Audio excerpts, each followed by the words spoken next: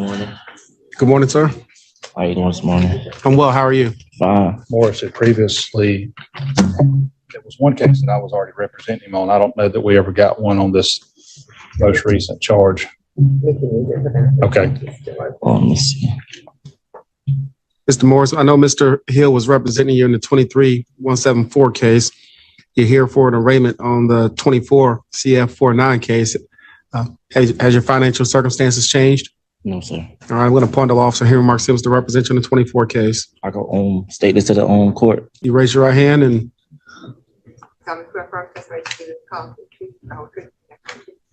Yes. now that Mr. Hill is representing you, you probably want to talk to Mr. Hill before you say anything. We're recording this proceeding, so anything you say may be used against you. But I'm listening to whatever you want me to consider.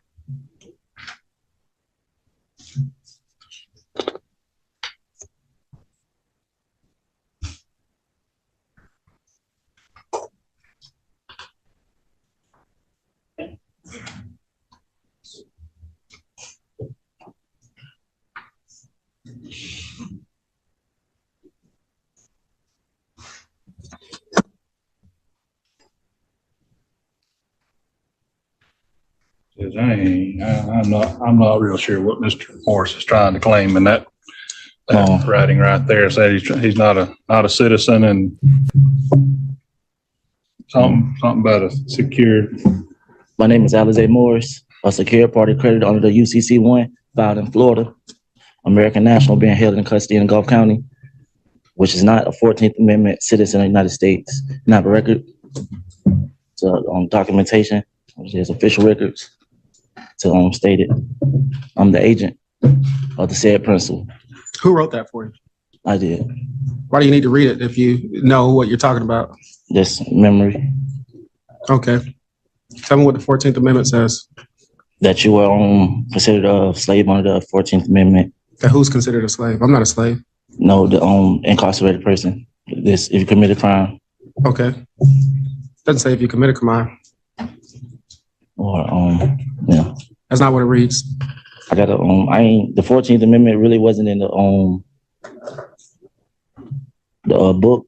What book? The book that we had in the back. What book do you have in the back? It's a law book. What law book is it?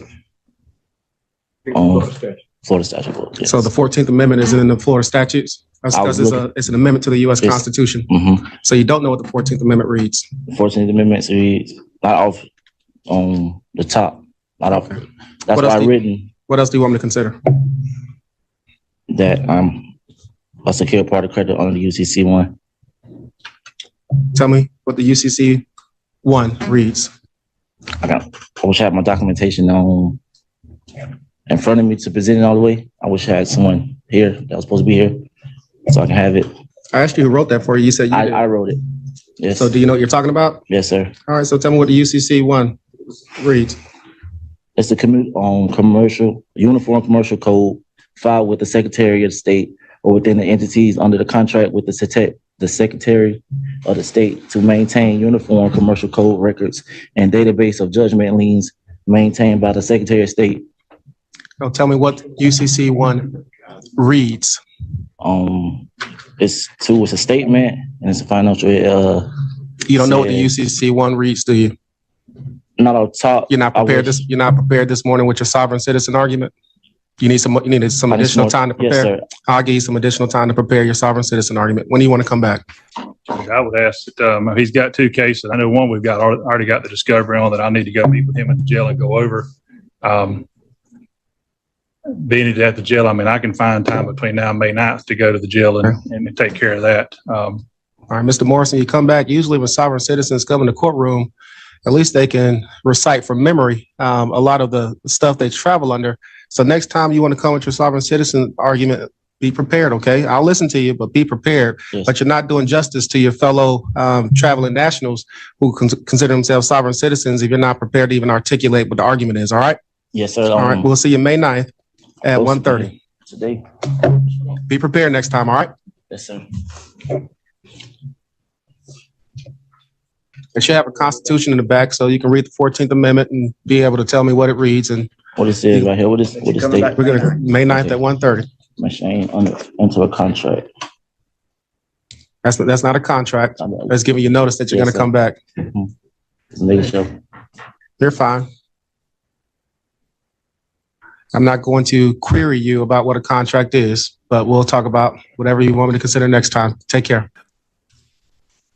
Judge, I have brought to court with me during the recess the paperwork that was delivered by a private citizen for Mr. Morris. I have removed the binder clip that I had on it. There are no staples. There are no paper clips in the packet. It's simply a packet of prepared documents. Okay. All right, Mr. Morris, now that you have your paperwork, anything else you want me to consider? Yes, sir. I'm looking through it now, sir. Okay. I ain't seen it in a minute. Mr. Common Law Trust. It's just speaking about the trust. This was the UCC, just financial statement. This was the UCC statement with my own Alize Morris and the trust name. The principal name was Octavius Alize Taekwondo. And then it says, this is the entry of collateral by trustee / secure party credit on behalf of the trust estate.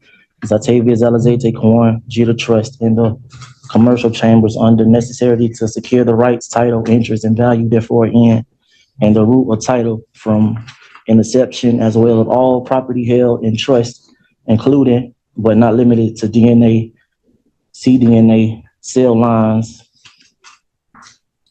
There's I don't know that word is right there.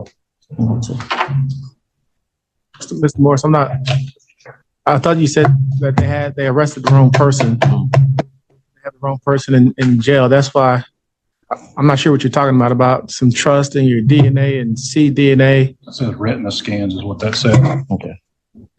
Or retina scan. Hold on. Do we need to check your fingerprints or scan your retina to verify? Is that what you're asking me to do? Oh, can you read this? I can't really read it like that. Let me see. Maybe I'm not sure what's going on. You told me you were not Octavius Morris. Then you just started reading something from a sheet of paper that says Octavius Elise Taquan Morris. Okay. So are you or are you not Octavius Elise Taquan Morris? No, sir. All right, Ms. Smithy. My name, this is right here, sir. It's on. You probably can have a good chance reading it. Right here.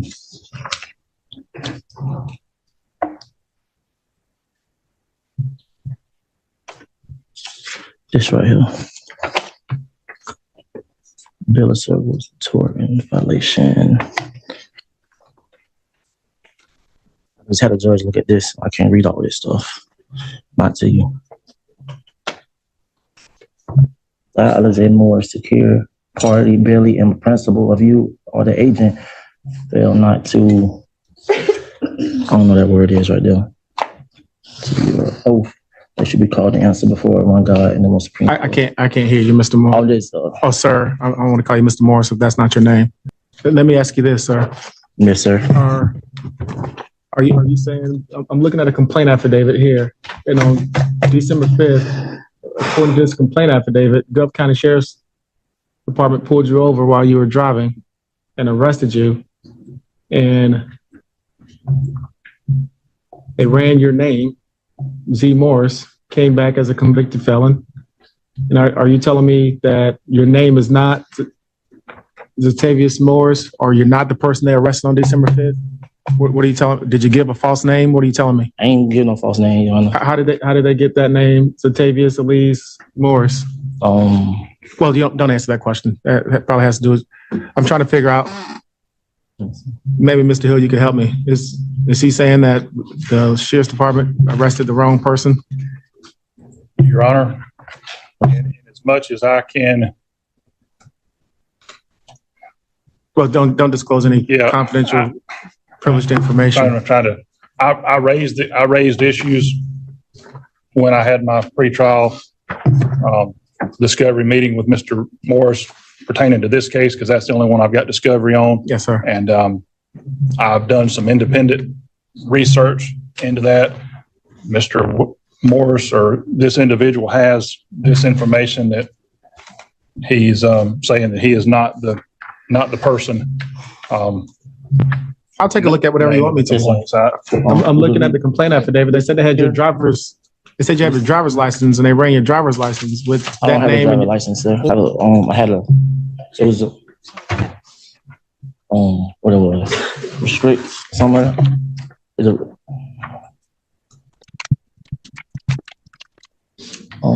read the last page.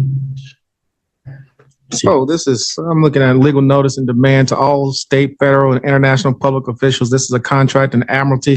This is some of that sovereign citizen nonsense. I thought you were saying that they arrested the wrong person. I'm not listening to any of that sovereign citizen nonsense. You told me they arrested the wrong person. If you're talking about admiralty law and that the first page was a trust and that you're the debtor, I'm not listening to any of that nonsense. When are we coming back? Your discretion, Judge. I can tell you I've got discovery on the first case. I don't have discovery yet on the second case. I'm at your discretion, Judge. Ms. Smith, when do you want to come back? Judge, let's do the 6/27, our next available, Your Honor. Okay, we'll come. And Mr. Morris, I'm not trying to be disrespectful, but I thought you were telling me they arrested the wrong person. I certainly don't want someone who hasn't, if you're the wrong person that they arrested, I didn't want you sitting in the county jail. But what you gave me looks like some of that admiralty law, sovereign citizen. I travel, I don't drive, I don't have jurisdiction over you. I'm not listening to that stuff. Your Honor. Yes, sir. You didn't get what I said. That was the agent of the principal.